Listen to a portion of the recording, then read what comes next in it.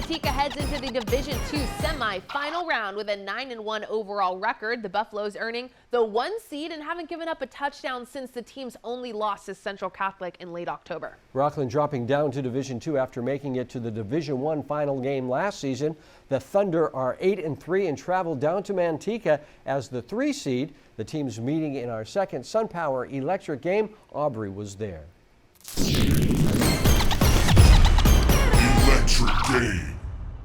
Well, we are just one step away from the Division II title game. Both Manteca and Rocklin were in the big game last year. Rocklin in Division I falling just short of the title to Folsom. Manteca the winners of the Division III title.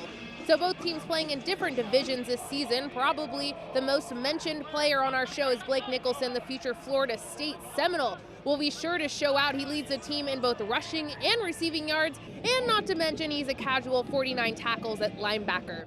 Mason Silva and Elias Brown both had a pair of touchdowns in the Thunder's win over Jesuit last week. The Thunder looking to make its way back to the title game. Manteca looking to go back-to-back in our SunPower Electric game. Here come the Buffaloes charging the field, and Manteca would be the first to charge into the end zone. 3 minutes in, Wyatt Hudson hands it off to Elijah Cota. Manteca up 7-0. But Rocklin responds on its next possession. Joey Roberts gives it to Mason Silva. We talked about him pregame. Mason cannot be contained. He flies into the end zone, and Rocklin ties this game up at 7. That's the score with less than a minute left in the first as Blake Nicholson bounces off his blocker and goes in for the sack. A human highlight reel. Second quarter, Roberts rolling right, and Maverick Collins goes up high and comes down with this awesome grab. The drive ends in a Thunder touchdown. Elias Brown finds a hole. Hey, we talked about him too in pregame.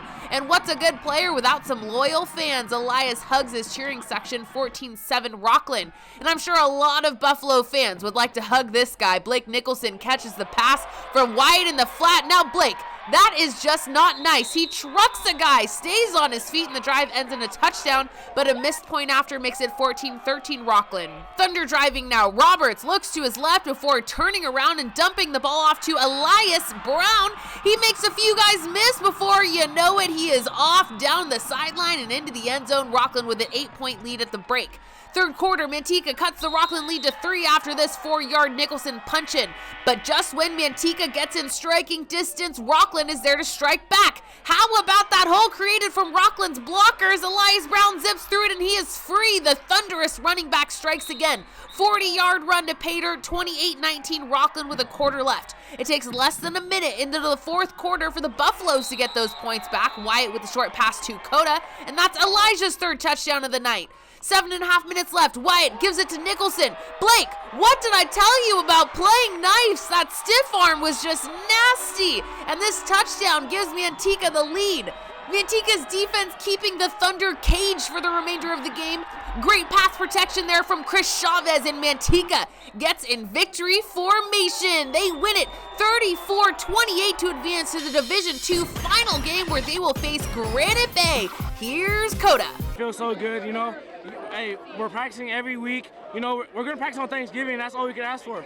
And we wanted this. We got moved up to D2. They said that we couldn't do it. Hey, we beat an SFL team. Come on. Let's go. It's the section now. Let's go.